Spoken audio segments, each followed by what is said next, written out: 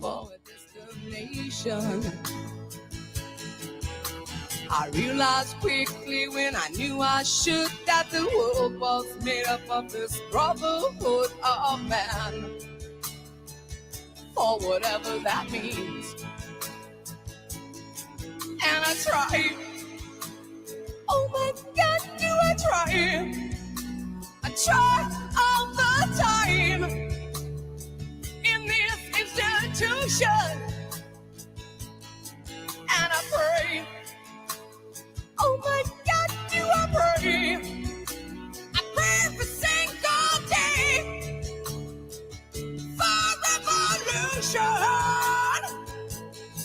Into a closer times when I'm lying in bed just to get it all out what's in my head. And I am feeling a little cooler.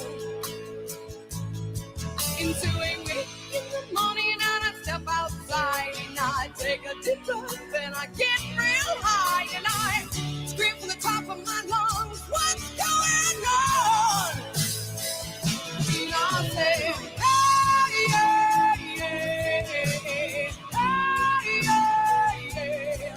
I said, hey, oh, what's going on? And I said, hey, yeah, yeah, hey, yeah, yeah. I said, hey, oh, what's going on? And I said, ooh, ooh, ooh, ooh.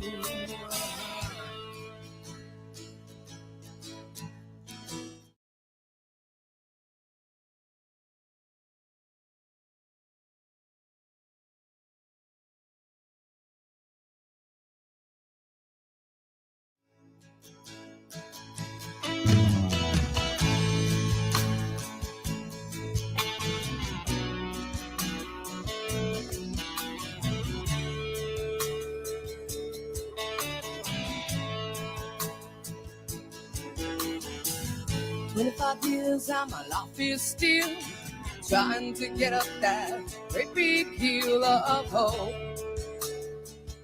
for a destination.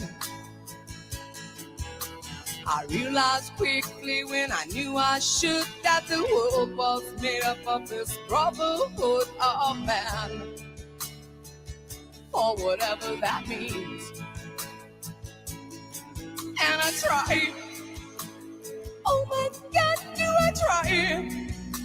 I try all the time in this institution, and I pray, oh my God, do I pray? I pray every single day for revolution. Into a closer times when I'm lying in bed just to get it all out what's in my head. And I am feeling a little cooler.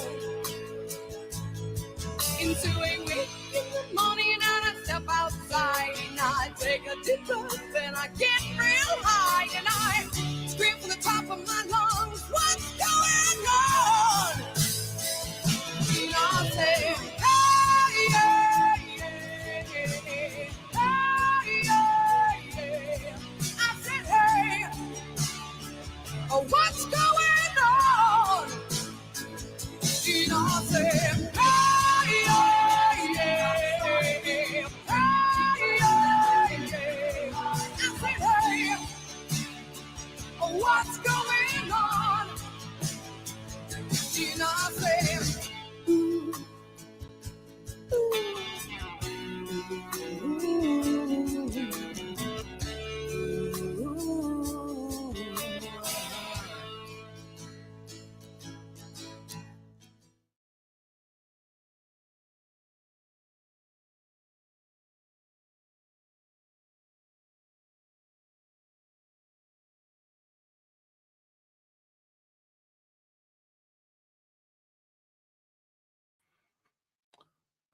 Well, welcome to Canada, User's Guide and Owner's Manual, Episode 2. Honk, honk, when Canadians fight for freedom. We always win. My name is Randy Hillier. I've been opposing government for 25 years now, first as an activist, and then for 15 years in the Ontario Parliament.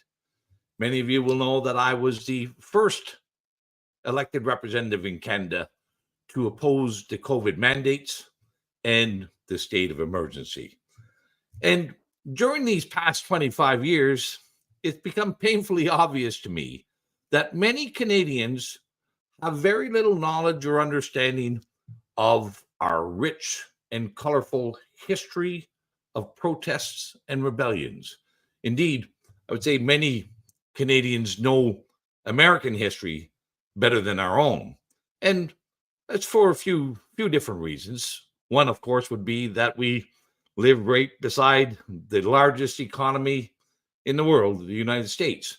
But I think there's also a purposeful and willfulness on the part of our public education system and our governments to downplay this colorful history of protest and rebellion and to convince Canadians that we've always been a passive, obedient, and compliant culture, and that we'd be better off if we just listened to government rather than remember our culture of rebellions and protests.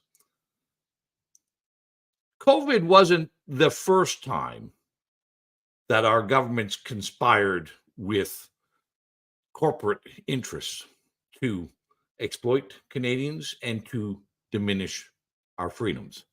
Indeed, I would say it's not going to be the last time either. But it's pretty obvious to me and to all Canadians, as hundreds of thousands of Canadians lined the highways and the overpasses, and as the trucks arrived in Ottawa, and as we spent 3 weeks in that cold Ottawa winter honking horns, we knew that we wouldn't back down, that we would stand our ground. And in the end, the government backed down and all COVID mandates came to an end. That is our history. And tonight we're going to retrace and retell some of these historic milestone events in our history that demonstrates Canadians have always been willing to fight for freedom. And as Wilfrid Laurier once said, Canadians are free and freedom is our nationality. He wasn't wrong and he wasn't mistaken. So tune on in. We'll be bringing a few other guests into the show, and I'm sure you're going to love tonight's show.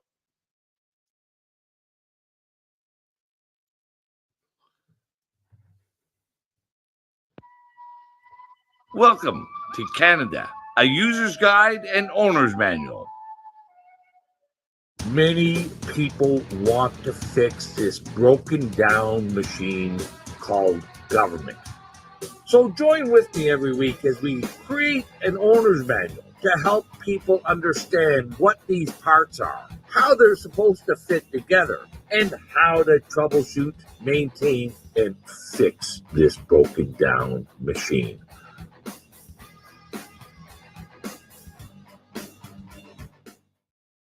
In this week's episode of Canada, a user's guide and owner's manual, we ask the question, how did Canadians become free and how did Canada gain its independence from an oppressive, authoritarian monarchy? Now, many Canadians understand how the Americans did it with the American Revolution, but don't have a great deal of knowledge or understanding of our rich and colorful history and the historical events that led to Canadians becoming free and an independent nation from Great Britain. We'll examine some of these great events, the Upper and Lower Canada rebellions, the conscription crisis, the Winnipeg General Strike, and many others to help us understand how our forefathers became free and became an independent nation with a representative democracy. If we want to fix our government today, we can learn a lot from how our ancestors acted in years gone by.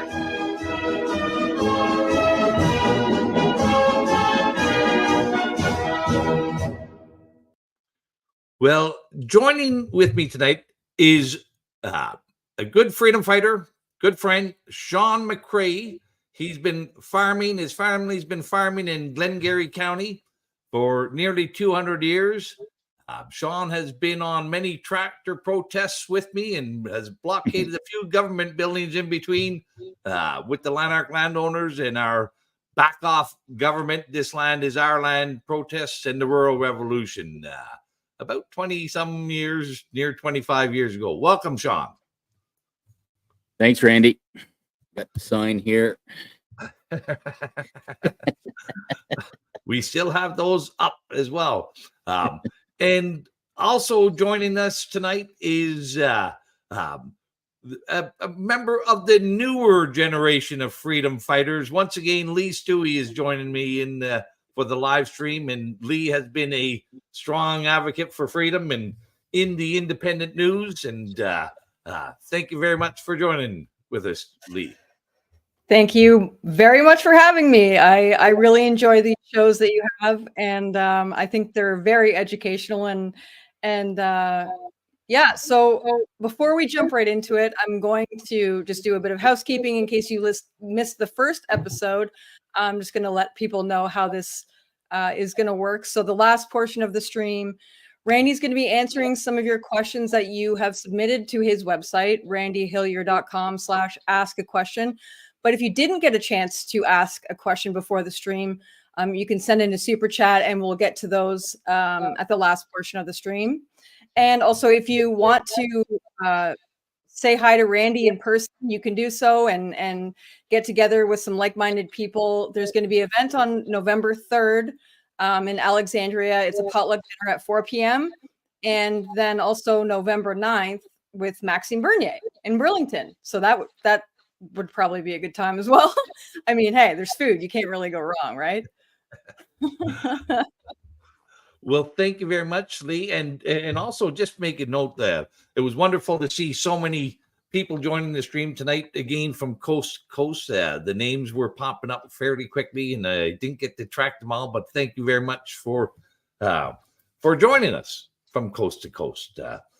So I wanted to just, before we get into some of these historic events, give a little bit of context, and maybe dispel some misunderstandings about our history. And so let's start with, Canada indeed was founded by European nations, but it wasn't really in the interest of their monarchs. It was more, Canada was really settled and explored by two companies, one French company called the Company of 100 Associates. And we'll know the name Samuel de Champlain. He was actually an investor in a company and also the chief administrator in Canada. The other company is the Hudson's Bay Company. We all have heard of that. But both these companies had exclusive monopoly rights and charters granted by the King of France and the King of England to exploit the resources of Canada and send the profits back to their rich shareholders in England and in France. And that really has been the origins and continues in large part to this day. The intertwining, and throughout our history, the intertwining between corporate interests and governments. So that's, and that corporate interests and their governance of Canada led to many disputes because obviously profits were more important than to those companies than democracy or freedoms. So some disputes were bound to occur, and they did. And many people will go through a few of these events, but the very first rebellion in Canada was in 1816 in what is now Manitoba. It's called the Victory at Frog Plain, and that was a dispute between the members of the Northwest Company and the Hudson's Bay Company. But there's been many, many more. The Ballygiblin riots in 1823 to 1824 raged up and down the Ottawa Valley in that period of time. And then, of course, we come to the big one that very few Canadians know about, and that is the Upper and Lower Canada rebellions in between 1837 and 1839. And these rebellions was interesting because they were led by two elected members of the Upper and Lower Canada legislatures, Louis Joseph Papineau in what is now Quebec, and William Lyon Mackenzie in Upper Canada. Both were elected members. They had colorful histories as well, but they led many rebellions, and there was many battles that raged throughout Upper and Lower Canada through 1837 and 1839. Both Papineau and Mackenzie were exiled. Many of the participants were hung, and there was bloodshed throughout those rebellions. But and the last battles were in the winter of 1839, in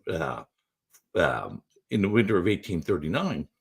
And lo and behold, in 1840, the UK government, fearing that they would lose the Canadian colonies as they did with the American colonies, and as a result of those rebellions, brought in what was called the Durham Report and representative democracy for the first time, real democracy.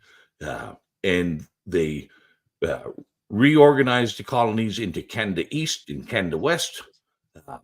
And for the first time, it was not the lieutenant governors and their appointed friends in the family compact in the Shadow Creek that were making the decisions for the people of Upper and Lower Canada. But now the cabinet and the executive were elected by the people. So a very short time, just a year after the rebellions, we got what is now called responsible government. Little known fact, but an important one. So starting off, what made Mackenzie and Papineau start a rebellion? Well, they both were they're both astute, knowledgeable businessmen and politicians. One was a newspaper publisher, Mackenzie. The other was a lawyer, and they were elected into those legislative assemblies. They saw the corruption that was going on. They saw that the people in the colonies were not being treated properly. They saw that the executive council, this family compact in Ontario and the Shadow Creek in Quebec, were ripping off the people. They were giving their friends and family members the choicest lands in the country. They were ensuring that lucrative patronage positions and government contracts were going to their friends and family members, where the poor farmers, and that's what it mostly was at the time, farmers, were getting to pay the bill, where the this corporate interest in this alignment with the family compact in Shadow Creek were deriving all the benefits. And they had spent many years before the rebellions. Did not just happen overnight. Both these individuals spent about 10 years petitioning the English government for improvements, for an elected cabinet, an elected executive, and all their overtures for responsible government were denied and dismissed. And of course, like we see today with lawfare today, Lee and Sean, the Shadow Creek and the family compact were not. They vandalized Mackenzie's printing presses and publishing houses. They used the mechanisms and the tools that were at their disposal to attack these two dissidents vigorously, just as we see it today. That governments don't like opposition, and they especially don't like effective opposition. Randy, in a recent conversation that we had, tying that time to this time, you had mentioned that kids in school are not taught about what actually happened. I remember being in elementary school and being taught that it was a little brawl at the top end of Yonge Street, and so your contention is that it's a significant turning point in our history, politically, and that's not what I was told. So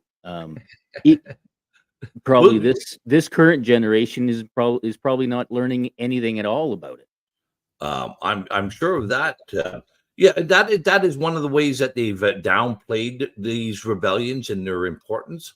Like you, I was told that there was a one-day brawl at Montgomery's Tavern in Toronto, and then the rebellion was over. Well, that's not quite true. There was important and significant battles in Windsor and Pelee Island and Sandwich, down in that area. There was battles here in Eastern Ontario at the Battle of the Windmill.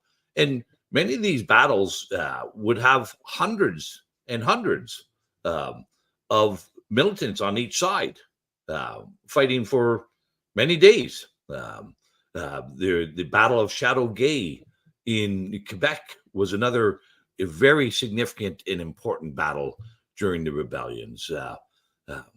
It really is odd and well, despicable that we downplay our history in this regard. And we're very willing to promote the history of Canadians fighting overseas for freedom, but we're really hesitant. Not just hesitant. We refuse to be proud of or even acknowledge these important protests and rebellions here in our own country. Well, there's something else significant there, I think, where I live, it's UEL country. It's probably one of the, I think we here in Glengarry County, we grow up boasting about having, the oldest churches and settlements and so on in the nation, apart from Quebec. So what you're talking about is a distinction between UELs that came up here, walked, tarred and feathered, the whole works after the American Revolution, and another wave of immigration that came after that. And it sounds to me like there's there's a distinction there. These rebellions were against the UEL establishment and probably infighting with those that came later. Am I wrong about that? Am I Well, I think understanding it correctly? I think that's largely true. After the American War of Independence, many of the um, individuals who sided with the British Crown um, moved north to Canada. Many of these people sided with the British Crown because they were also the beneficiaries of the Crown. Many of them would have been the tax collectors and the port and harbor masters and postmasters, and that's and we know this is the way it is. People in their earnings and their livelihoods, that's going to have a bearing on and determine what they do. So the UEL came flooded into Canada. We call them the United Empire Loyalists. Now, they at the time that phrase hadn't been coined, but they largely became that family compact in that Shadow Creek. And they set up the same processes and mechanisms that they were benefiting from in the United States.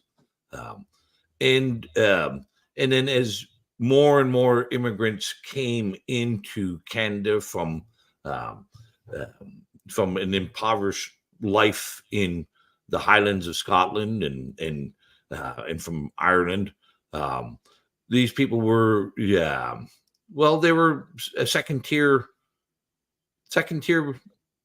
citizens, and that is that's pretty common throughout history as well. That if everybody is being treated equally and treated fairly, generally there's no reason for a rebellion. But more often than not, there's some group benefiting at the expense of another group, and that's I think that's largely an element that drove the rebellions of 1837 and 39. And this was in all these different fashions, the choicest properties. The Church of England got far more land than the Presbyterians, for example, or the Methodists and the Baptists, and that's and then they would profit and benefit from those land transactions and many other corporate interests. How would So we? Sorry, how- go ahead, Lee. Is that how Mackenzie and Papineau would rally support in such a time where going against the Queen was pretty frowned upon? Because I understand the politician Howe out east was still very loyal to the Queen, but also did agree with what Mackenzie and Papineau were doing. Yeah, I think from my reading of it, there was loyalty to the Crown to a large degree. By they did not necessarily want all their petitions were not for a disassociation from the Crown, but for representative democracy and an end to this family compact business. So, and at the time, most of the people in Upper and Lower Canada were farmers, and many of them had been former military people as well. Many of them were recently discharged from the English armies after the Napoleonic Wars and the War of 1812. So these, and then there was many others who were here a little earlier. The fur traders, the trappers, and the loggers. Like, we're dealing with some pretty tough individuals. These were not slouches and pansies by any means, and they were offered to come to Canada to improve their lives, and then to see um, that others were taking advantage and that they were second class. I don't think it took very long. Well, we know it didn't take very long to mobilize opposition. It took a few years. But another interesting element of that, Lee, is that I can't count. Mackenzie was turfed from the Upper Canada legislature many times. The family compact really As were didn't like you, Randy. Sorry. but they kicked him out many times, and he also became mayor of Toronto. And no matter what they did, he had so much popular support. He kept getting elected, and the same with Papineau. So that tells us that there was a great sentiment amongst the population that these two fellas and others were standing up for them and standing against this authoritarian and oppressive and profitable arrangement between the family compact and these companies and their families and friends. So, but they didn't. That's what it looks like to me. They did not want to separate from Great Britain or secede as the Americans did, but still the British Crown and the UK Parliament would have none of their reasonable requests until push came to shove. Much again like what we saw during COVID. The governments weren't going to back down until Canadians showed them that they were going to stand up. Well, that's what I was going to ask you next, Randy, is how to tie that piece of history into our current situation here in Canada. I've been reading about a little bit of skullduggery going on in British Columbia right now with the current election, and we know also that the federal government under Justin Trudeau has increased the federal bureaucracy by well, it's been a couple of years since he increased it by 40%, so I wouldn't be surprised if it's up by 50% now. Do we still have that family compact problem relative to those of us who work for a living and struggle hard to pay our taxes? Well, I think we do. I think it's obvious we do. It comes in a different name now, but let's just go back, because this was the real trigger that launched the rebellions, like the straw that broke the camel's back was the elections of 1836. And there was all kinds of jiggery-pokery and election rigging in that election. And for people who, this many people may not know, but at that time, the idea of a secret ballot had not been implemented. I remember that. Yes. You had to go into the town I remember square. reading about it. Yeah. Yeah. You had to go into your the hand town up or something square and declare who your vote was for. And of course, different political teams would have their own thugs and mob and enforcers there. And if they didn't like the way you voted, you might get a nice beating after your declaration. Right. And that was one of the things that Papineau and Mackenzie had been demanding. They were part of a group called in Quebec, it was called the Patriots. In Upper Canada, it was called the Reformers. They were demanding for secret ballots and a number of other things. Papineau had actually gone to England with 92 resolutions to ensure fair and free elections, and they were all rejected. But the election rigging of 1836 was the straw that broke the camel's back. And today, the group that we would say that that shadow clique in that family compact, today we would call them here in Canada the Laurentian elite, or the Central Canada elite, or we would call them globalists. That's the same sort of parallel that you would make between 200 years after our major rebellions, Laurentian elites and globalists. Well, how about the way our electorate is divided over the country? You talk to an Albertan, they're not going to feel like they're getting their fair share of representation federally, and Quebec has perhaps an unfair advantage when it comes to how many seats they have in the House, relative to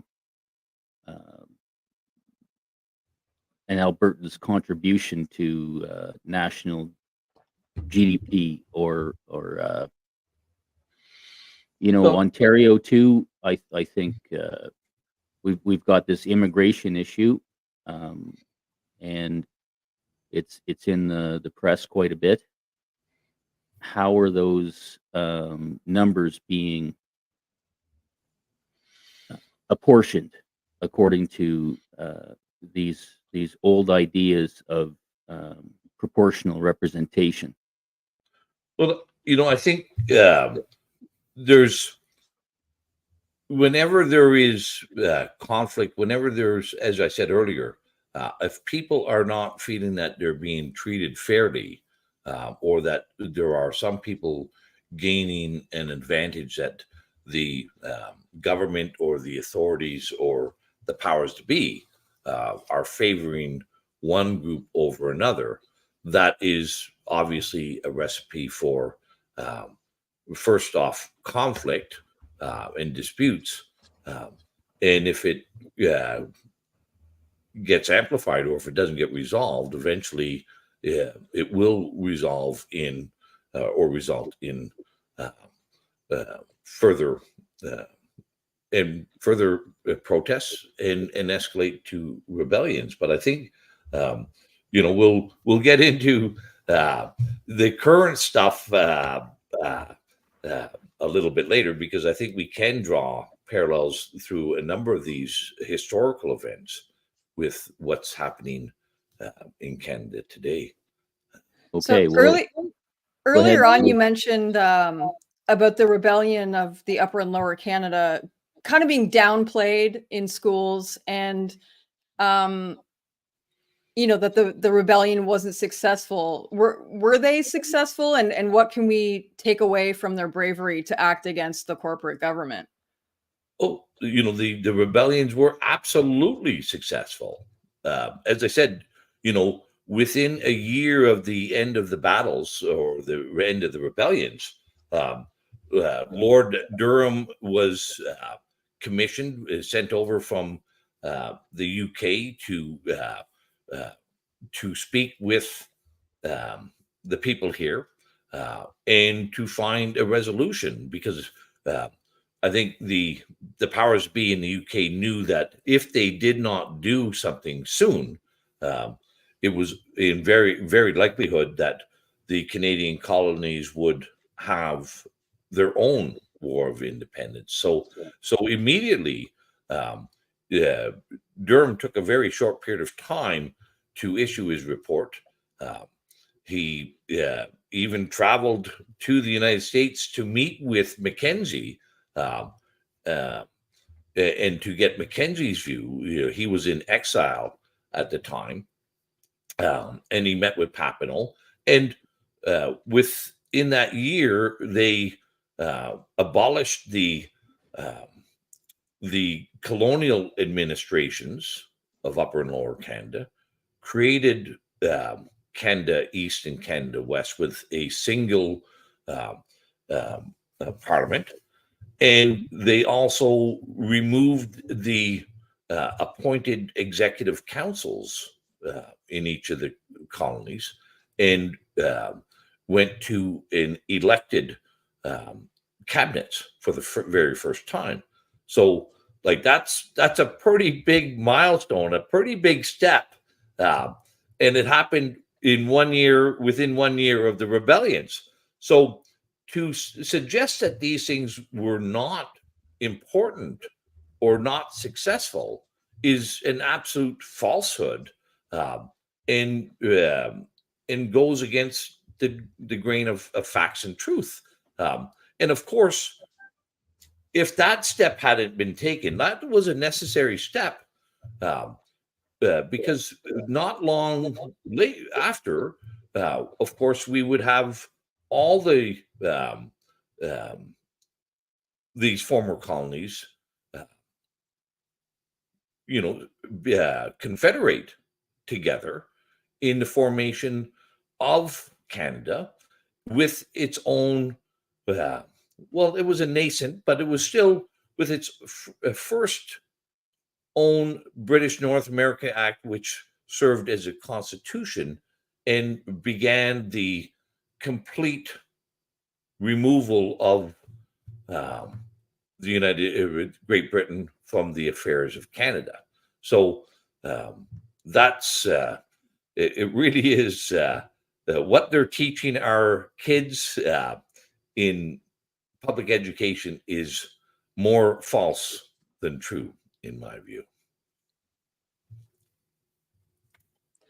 So do you think that people in Canada are more willing to fight in a war on behalf of government? And this kind of goes with the conscription crisis. If Canadians are more willing to fight in a war on behalf of their government or in a war against their government? Well, we've had a lot more wars against our government than we have than we've gone overseas. And again, that is something most Canadians would not have any knowledge about. And if they heard it for the first time, might think that we're telling tall tales here at the Lodge.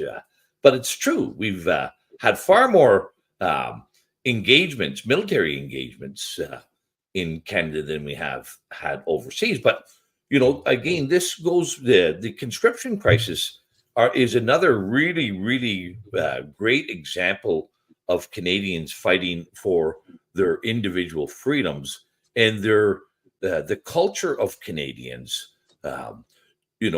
In Canada in 1917, the government called for conscription in the First World War. Up until that time, it had been strictly a volunteer army. And in 1917, they said, no, now we have to start conscripting and issued a draft. There was a huge pushback from that initiative. Sir Robert Borden was the prime minister of the day. And the protests that ensued, Borden had to call out the military to end the protests over conscription, and like that's this didn't happen in the United States. There was conscription in the United States, and they've had conscription much more often than we ever have. They've been, but an interesting element of that story is once those violent protests over conscription in the First World War happened, the conscription crisis raised its head again in the Second World War. And now, in the Second World War, we have the grandson of William Lyon Mackenzie is now the the prime minister of this country, Mackenzie King, and he sees this trouble brewing as well, that the UK government and the Allies are demanding ever more soldiers to be shipped overseas.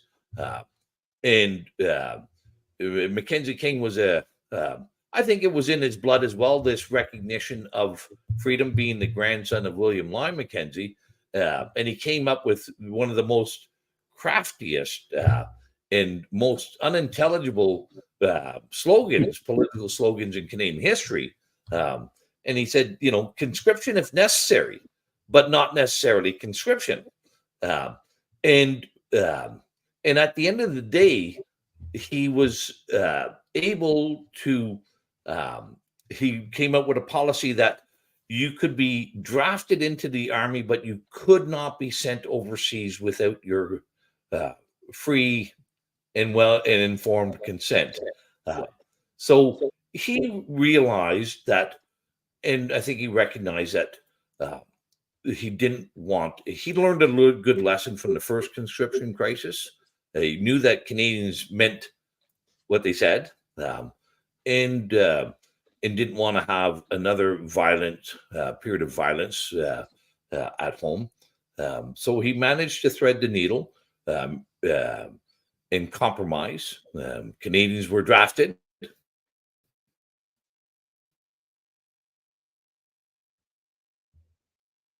But they didn't have to go overseas. So that, I'm not sure if we lost that stream or not, but anyway, that's and that follows up again. These were the last times that the last time that I'm aware of. Well, maybe one of the last times. We also had the Winnipeg General Strike, where Canadians were protesting against our governments and the corporate interests who were aligned at the time, that were preventing unions and preventing collective bargaining rights. And in Winnipeg, we had a full-on general strike for a period of weeks. And again, the government called out the military to squash that protest. But once again, the protests were successful, and collective bargaining and unions were recognized by everybody during those protests. So I think Canadians are willing to fight overseas if they believe that there's value and importance to it. But it doesn't look like they want to be told they have to go overseas, and but I think it's also important to recognize that when it comes to freedom, our history shows that Canadians take it seriously and are willing to fight for it. I got another question for you, Randy. Sure. Sometimes you and I meet up at the courthouse in Ottawa. Yes. To defend your individual freedom. And last summer, on my way to one of those meetings, I walked the wrong way, and I came across this statue dedicated to government snipers that served at the Battle of Cut Bank. Did you have that on your list of? I think it was Cut Bank. I think it was in Saskatchewan, if I'm not mistaken. Not sure of that one, but that sounds like, because there's so many battles. We as Canadians, we don't even have a good history of the campaigns or the major events, but we had the Red River Rebellion in 1870, which led to the creation of Manitoba, and there was a number of battles in that uprising. We had the Northwest Rebellion, which would lead to the creation of Saskatchewan and Alberta. And there was that was a significant one. There was many battles in that rebellion. The Battle of Batoche was one of the biggest one, and again, we're talking about battles with hundreds and hundreds of armed individuals on each side and more. And those were again all led to the creation of the prairie provinces, Manitoba, Saskatchewan, and Alberta. But once again, it was, in the Red River uprising, it was the Hudson Bay Company and the Northwest Company owned all the land. They were making the decisions. There were farmers, fur traders, etc. And they wanted a piece of the land as well. And that was one of the direct outcomes of the Red River uprising was 200,000 acres were ceded from the Hudson Bay Company for the creation of Manitoba, an allotment to the people who lived there. Again, the corporate interests, in this case, the Hudson Bay Company, they're there to make a profit, not there to make sure that somebody has freedom and a protest and a rebellion and an uprising occurred, and land was taken from that corporation, that exclusive monopoly, and a new province was formed. But I don't know that particular battle. Okay, I'll do a little more research on that, but I have a picture on my phone somewhere of that statue. So you're talking about Prince Rupert's land. Before you go there, there is it is interesting. If you go, there's many different statues, plaques, etc. around the country now. They're there right at the moment. If the woke hear about this, they'll probably be all torn down as well. They have with Edgerton Ryerson and Sir John A. and whatnot. But statues of William Lyon Mackenzie at the legislative building. Like, although we don't talk about it in our education, like they knew they had to recognize the achievements of these people. The homes of Papineau are National Historic Sites.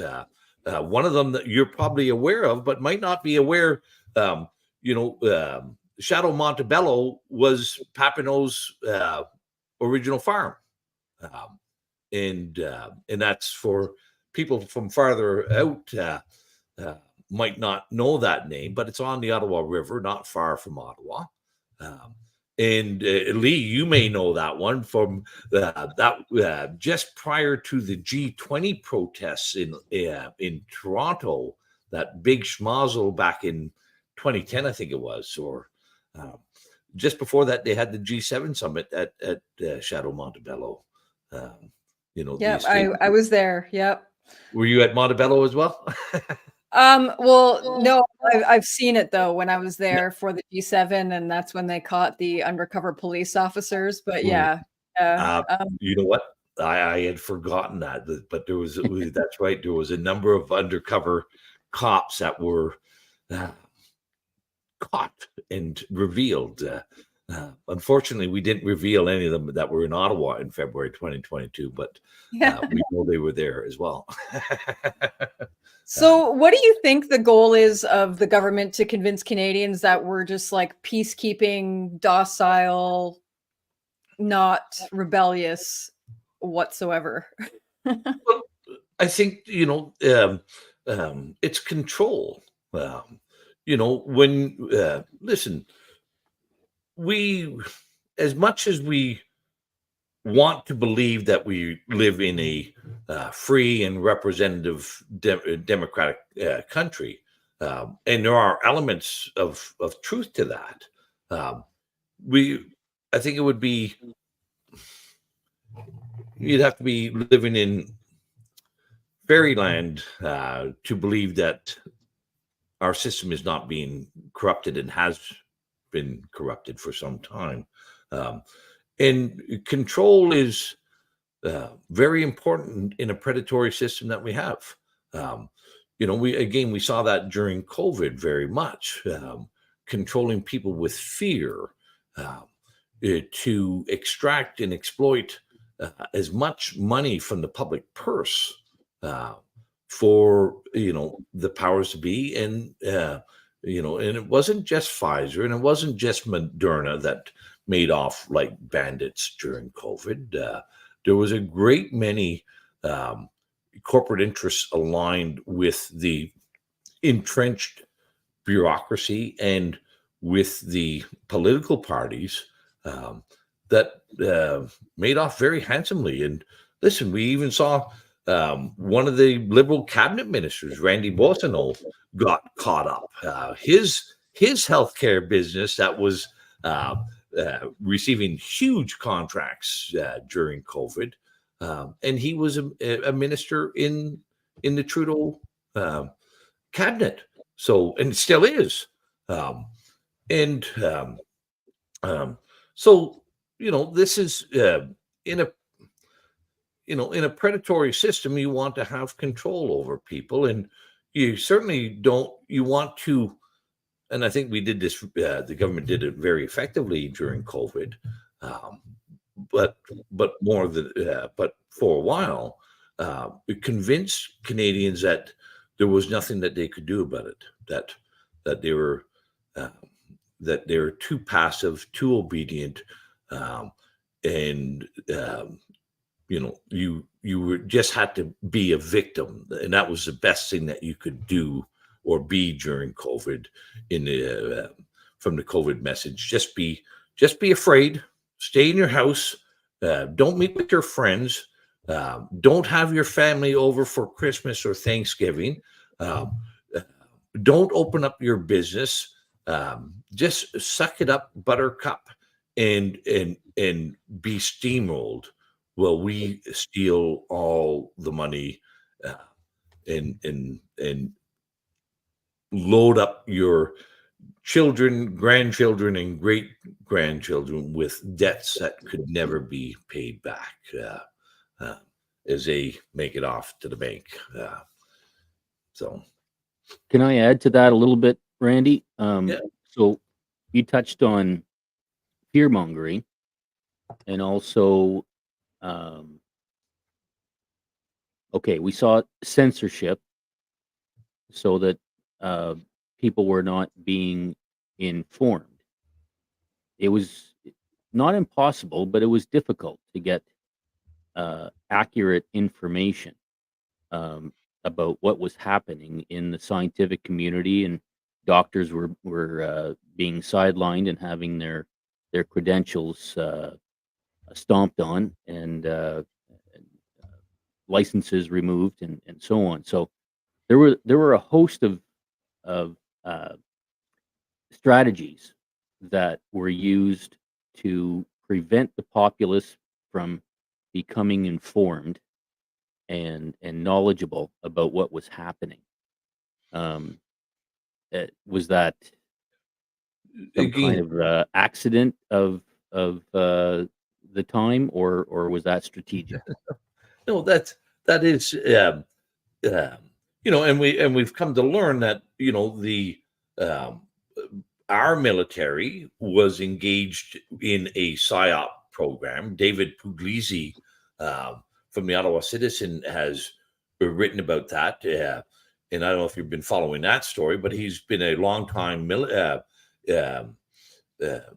writer for the investigative reporter for the National Post chain, and he was writing about this, and now the Chris Alexander, a former cabinet minister in the Harper cabinet and a former ambassador for Canada, and I would say part of that Laurentian elite, has called out that David Puglisi is a Russian agent for putting this story out, and other stories. So anybody who opposes or dissents is going to be targeted. We've also seen from the congressional hearings in the states that the CIA, the Department of Homeland Security, and the FBI were actually employed in Twitter, Facebook, Instagram, Google, and they had bolos out, like be on the lookout for people who they knew were opposing COVID. But again, governments have always done this. When we started off this show, we talked about how they broke up William Lyon Mackenzie's publishing house and newspaper business, Right. broke his printing presses. He was saying things that the government didn't want to be talked about. So censorship is nothing new. The tactics are somewhat different. The technologies are different. But governments will go to great lengths. All governments will go to great lengths to spin, craft, censor. But I just saw a note that came up on screen, and that is from Dave, and I think that is an important thing to mention. Both the Winnipeg General Strike and the conscription crisis were all peaceful protests until the government moved in and started the violence. Yes. The same thing that happened in Ottawa. There was no everybody was exuberant, exhilarated, friendly, joyful, with bouncy castles and road hockey games. And it wasn't until the government moved in was the first sign of violence. And again, still Canadians stood their ground. There was people were injured. We saw at least 2 people trampled. One, we don't know who that second person is. We did find out about the one lady who was trampled by the horses. I'm pretty confident in saying, just as a side note, that I think that other person who was trampled, that we never got their name, I think he was an undercover cop in the protest, and that's why we've never heard anything else about him. But that's just speculation on my part, and don't have any evidence. But it is an odd thing that 2 people get trampled by a mounted police unit, but only one person gets identified. So and there were independent journalists struck with canisters of tear gas and batons and so on. It was a pretty brutal day, and the truckers that had their trucks smashed and towed off, even when no heavy tow truck company was willing to help. What a time. Yeah. So social media is kind of like a double-edged sword. It can be used to our benefit, but do you think that social media is sort of like used as a pressure release valve to kind of keep people from revolting, so like they can just air out their grievances on social media, so therefore they're less likely to rebel against the government? I think the government has got their fingers so deep into social media now, Lee.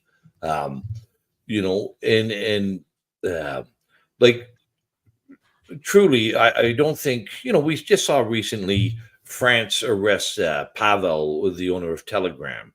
And we've seen Zuckerberg come out from Facebook saying how he regrets how much involvement he allowed CIA and Homeland Security involvement in Facebook and Instagram. I think our governments like social media in one regard, and that is that it can be it is often a form to promote division and animosity, and also to keep people at each other's throats and distracted. There's that element of it. But we've also seen especially the American government, utilize social media for their ends in these color revolutions, like what had happened in Ukraine in 2014, and in the Arab Spring. There's ample evidence now that social media was used very effectively by the intelligence agencies, um, and to get rid of the governments that they wanted to get rid of in those countries. And we also have seen that they were very, very effective um, uh, in not just the censorship, but the corollary of that censorship is the belief that um, the message that was being promoted was the only good and the only true message. As Jacinda Ardern in New Zealand said, uh, the, the only truth you're going to hear is from the government. So uh, so that those are all aspects of it, but I think it is also used by government and promoted as such as a means to keep people distracted, occupied, and sitting in front of a screen instead of being out meeting with other like-minded people and actually mobilizing and encouraging and motivating uh, opposition to government. I think it's an element of social media really plays into the um, um, be a victim.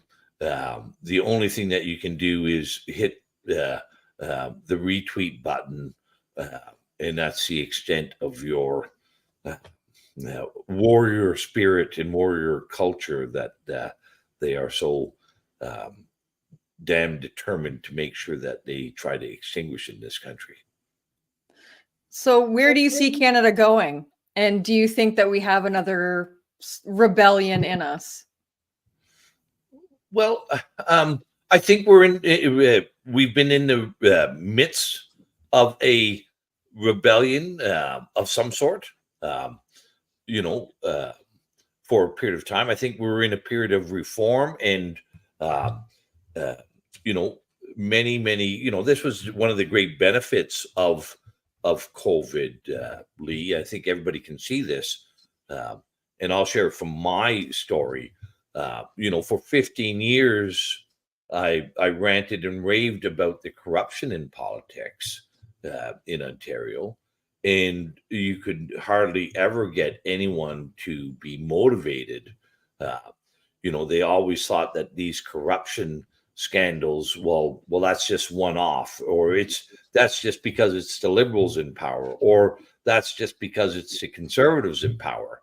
Um, but I think COVID really opened the eyes up to so many people that we do have a very corrupt political machine in this country, that we have a very predatory political system in our country, and people are shifting their behaviors, shifting their actions, and many freedom groups are meeting, small freedom groups meeting weekly and consistently throughout the country, and shifting their um, many people are leaving the cities and changing their lifestyles and meeting other like-minded people.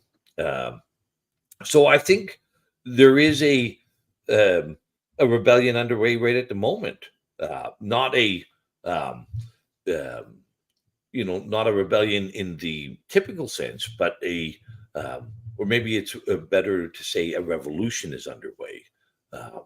That many Canadians are seeing that they have to do things differently, and are um, uh, we're seeing a great shift in uh, many people growing their own food, becoming more self-sufficient. Um, so and also getting away from the traps of government, the traps of convenience, and that are coming at us, like central bank digital currencies and 15-minute cities. So I think um, we're in that revolutionary stage. Um, uh, and I think we've shown once again that uh, peaceful, nonviolent civil disobedience, uh, governments should recognize that and the importance of it.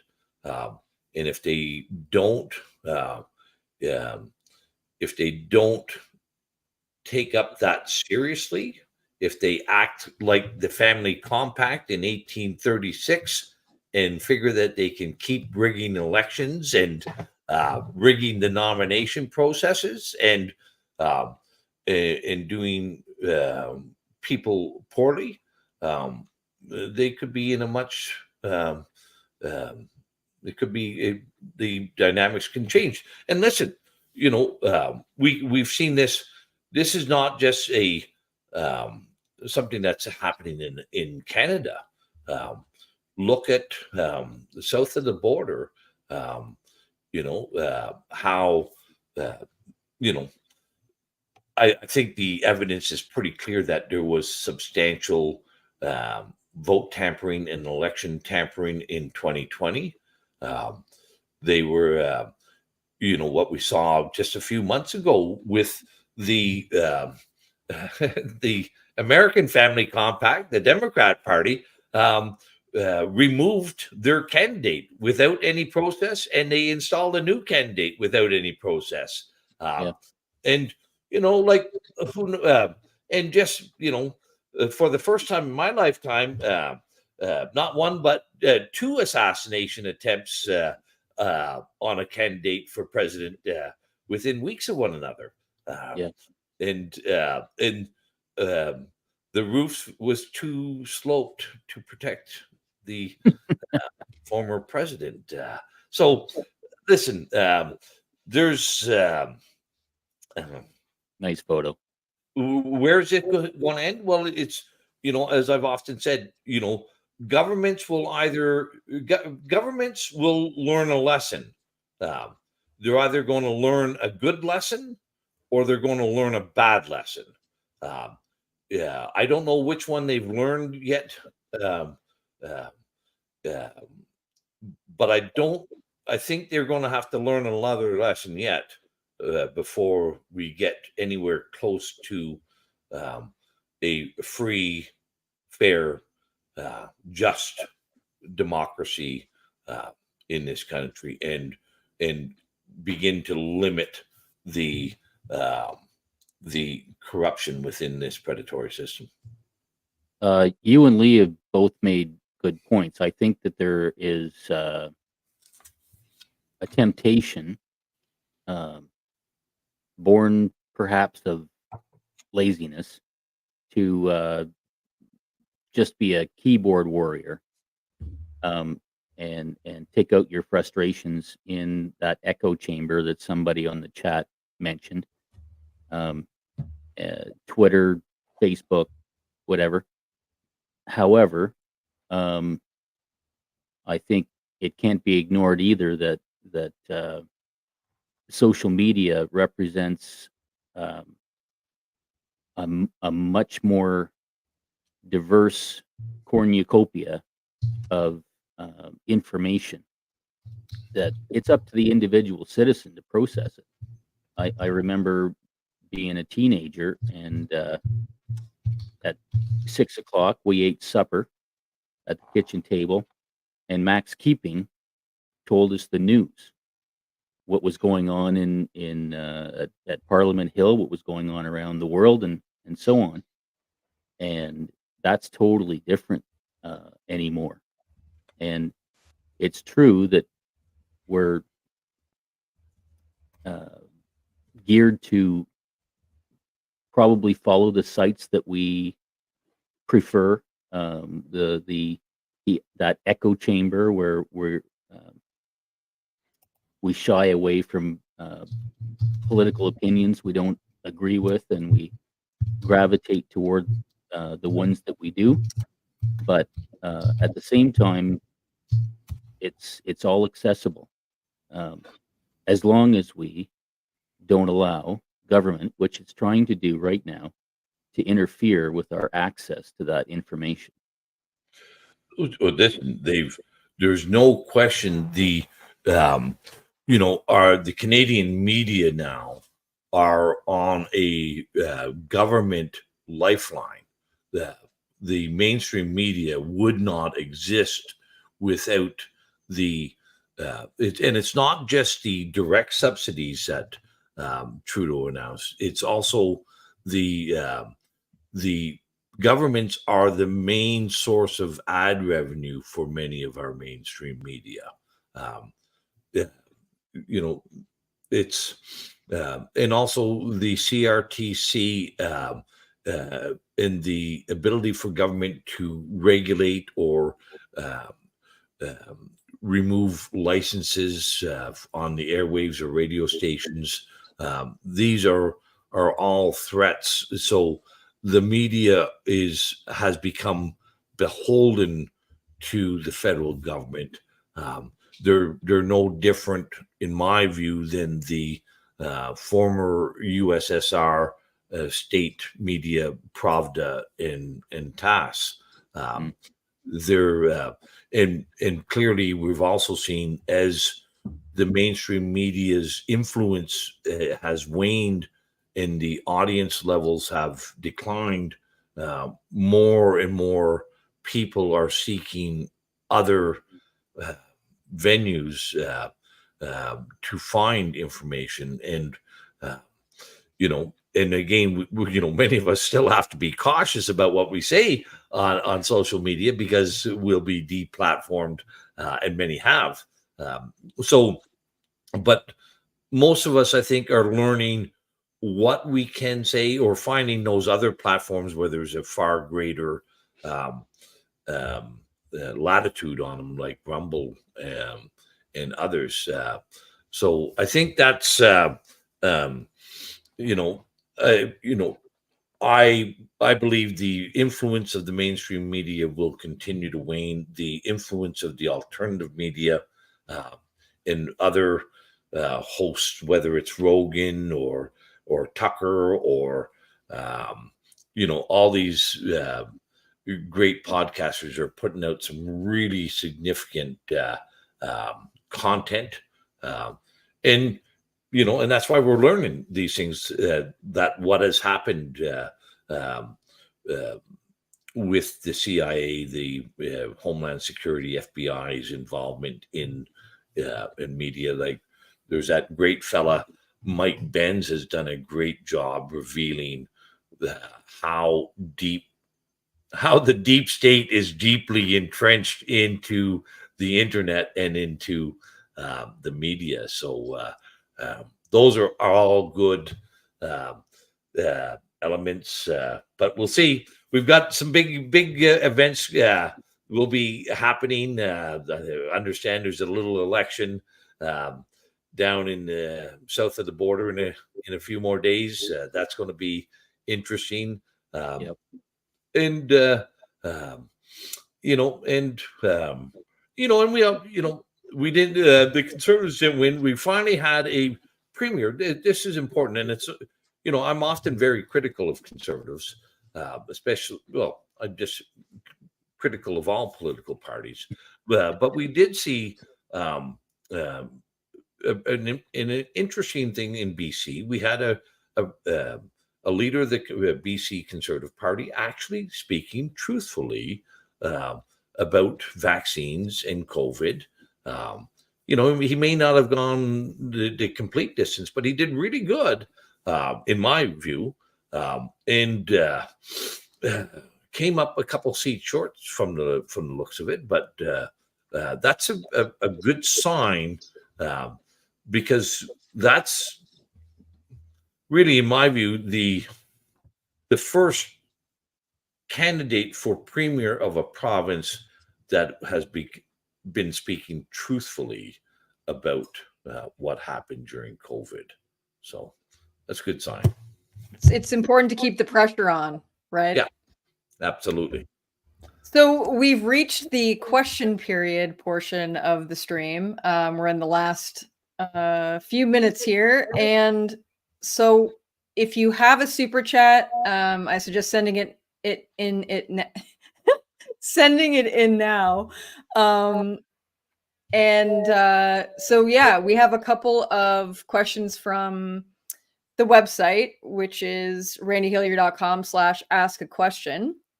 And it looks like Willow asked a question, and it pertains to the last stream where we were talking about bills and the process of how a bill is passed. So Willow asks, can the Senate stop a bill? Well, yes, they can. The Senate, every bill that in the federal parliament must receive Senate approval as well, and there are 3 readings. Now, I'll say it's not very often the Senate will stop a bill, but we have seen the Senate in the past makes major amendments to a government bill that significantly waters it down or stunts its. It's supposed to be the chamber of sober second thought, is it not, Randy? Well, that is a term that they use, but I'm not sure how sober. But there is a second thought. But it's you wouldn't want the Senate impeding an elected body, or no, you wouldn't want them to prevent an elected body, but you do want them to impede and do their job of their regional representation. And hopefully, I think there's an important one, an important bill in the Senate rate at the moment, Bill 293. I'm not sure exactly what, if any, the Senate is contemplating on amendments or changes to that, but that's a good place to apply some pressure. That's a doozy. 293. Yeah. All right. So the next question comes from Lynn. Lynn asks, how strong do you think our Constitution is? And is there any teeth to it? Is there any teeth at all to our freedom of rights? Brian Peckford suggests no to both. Could you invite Brian on the show as part of the discussion? We will send the link to him as well. Does the Constitution or Charter of Rights and Freedoms protect us personal and national sovereignty against foreign intrusion as proposed in Bill C-293? Great question. So let's do the first part. I believe our Charter of Rights is fairly good. It does offer protection where it has fallen down. I think when it was written in 1982, it was a good document.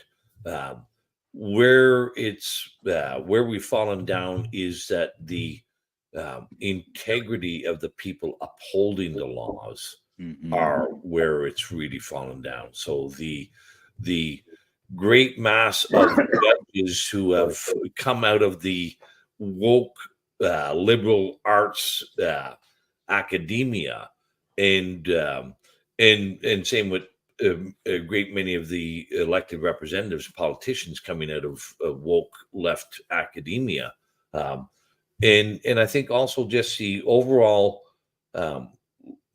diminished level of integrity in our system is a bigger problem than the Charter of Rights and Freedoms, and same with the Constitution. Um, and Right. I've often said this: a law is just a piece of paper. The only strength or the only value that law has will ever be found in the integrity of the people who are upholding it. So, uh, and as we've seen so far, there's been a significant lack of integrity in upholding the spirit of and the language of the Charter of Rights and Freedoms. But for the last part of that, I have talked to Brian Peckford, and he has agreed to come on the show to talk about. Although we have a slightly different view, I think it'll be an interesting show to have Brian on the show and talking about the Charter of Rights and Freedoms and the Constitution. So stay That tuned. is going to be awesome. That's going to be an awesome one. Last but not least, Laureen asks, how can Canada be changed from the British parliamentary system to a republic? Is it simply a matter of a slow creep towards every institution becoming corrupted that we see law enforcement, judiciary, and other working to prop up a criminal government, or is there something more complex at play? Okay, let's start with the first one. We cannot. Our Constitution says that we will have a parliamentary system of government like Westminster in the UK. So there is. Well, let's be honest. The only way that is going to change from our parliamentary system, in all likelihood, would be through a very significant revolution. None of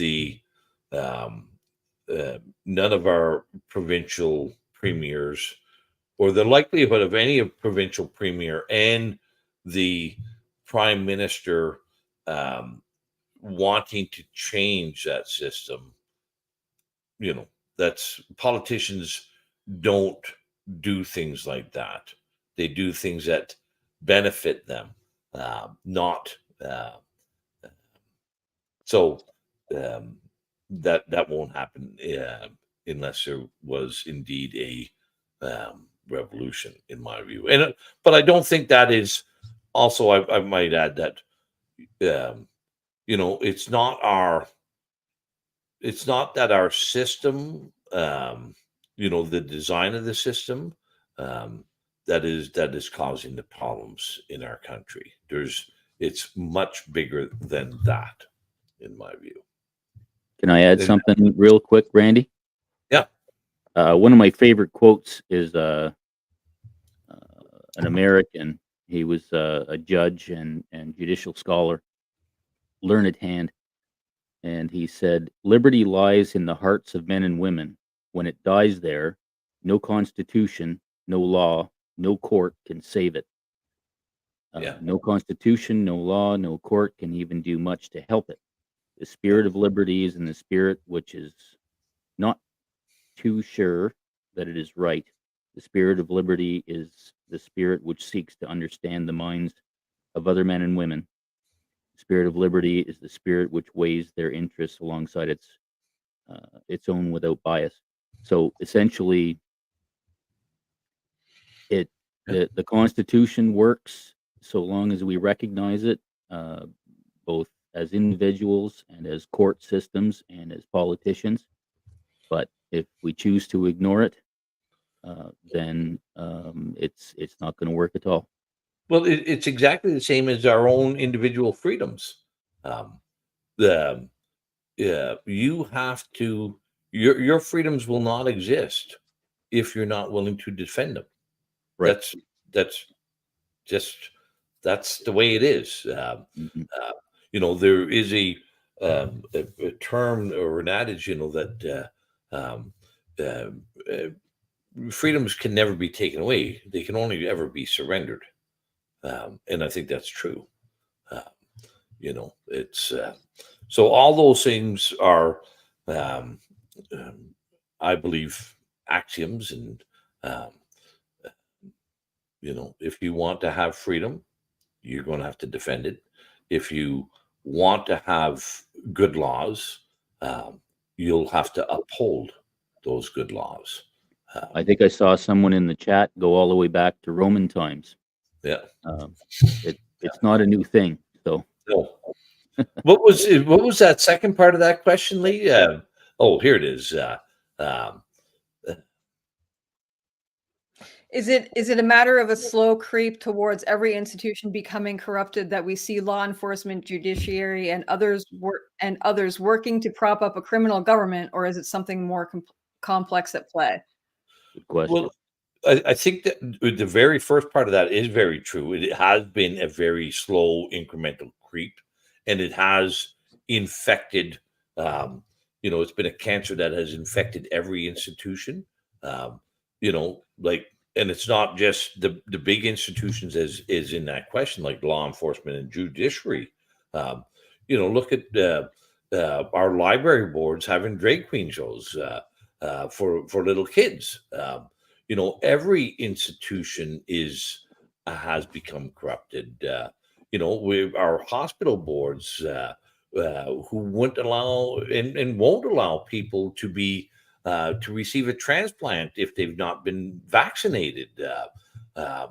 It's all manner of every institution in our country, and this has been going on for a long time. I think um, as we have um, diminished, or as we have um, grown in our affluence over time, um, I think and another element that we've seen happen is that we've rejected a fixed moral code, and we have adopted a very moral relativism. Uh, and where everything becomes a little bit more wishy-washy, and in fact we're now at the point where there is in many aspects no moral code. Here we see uh, uh, men, and mostly men, hanging out with hanging out at pride parades, and there was one down in Sydney or Brisbane, Australia, on the weekend. I saw that this was a form of art where over 5,000 people stripped naked to walk on a bridge, and this was some form of modern art. We have these medical, our medical institutions and psychiatric institutions have now made it that if somebody is confused about their gender, you must affirm, um, and end up mutilating their body parts. So yeah, it's been a slow creep, but I think we're really not going to go too much more deeper because our society is not going to function, and it can't function as it is already. We are starting to see significant psychological damaged people, and uh, yeah. Yes, make asylums great again. Well, we've reached the end of the stream here. If there's any last words from either of you, I just want to say thanks to the chat for showing up and supporting this awesome show, and thank you, Randy, for being so informative. And I always learn a lot from these shows, believe it or not. Being involved in politics as long as I have been, exposing the government. I never really did take the time to look into our past and kind of have a refresher course And this show makes me now want to go visit those places like Montgomery Inn in Toronto and go see what it looks like. And so, I just want to thank everyone, especially the chat, for showing up. And thank you, Randy. Well, thank you all for being here. I've had a wonderful time, and and I do think Canada's history is really, really it's good. You learn a lot from it, and you can see what it helps show you where we're going, or what may prevail. I'm not sure. Are we? And I guess I should say next week we've got another episode. This one will be about how our political parties create the illusion of choice in elections, and how they rig the nomination processes, and how the leadership races are rigged. The party system. So that the family compact is sure to have their whoever you choose, it will still be a member of the family compact or the Chateau clique in today's Canada. So where did you get all that cynicism, Randy? just from 15 years of watching inside and seeing how political parties actually operate. I think I can say, I can understand why very few political people, when they retire, speak ill of politics, because they if they spoke truthfully about politics, they would expose their entire careers as a falsehood. So, do we have a video to show, a little promo video for next week's rigging the elections and the illusion of democracy? And hopefully everybody enjoy. Thank you very much for joining with me, Sean, Lee, and thank you, Randy. Thank you, Lee. Thank you. And next week, 8 p.m. And somebody corrected me. It's Eastern Daylight Time. I put Eastern Standard Time. So 8 p.m. Eastern next week. We'll see you again. Thanks. See you then. Thank you.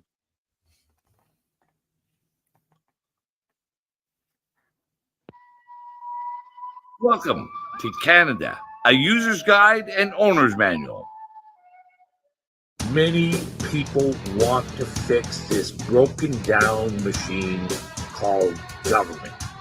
So join with me every week as we create an owner's manual to help people understand what these parts are, how they're supposed to fit together, and how to troubleshoot, maintain, and fix this broken down machine.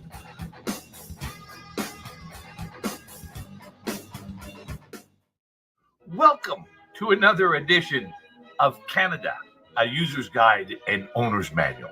In this week's episode, we're going to examine how our established political parties have hijacked our system and create the illusion of choice on election day for Canadian voters. And they do this by rigging the nomination process. I'll share with you some of my personal experiences and observations on how the local nominations are rigged, but also how the leadership races are rigged to make sure that the choices you're given on election day, those nominees will have loyalty and allegiance to the political party, not to you, the voter. So join with me as we not only explore this subject, but also how we can fix and repair this broken aspect of our democracy.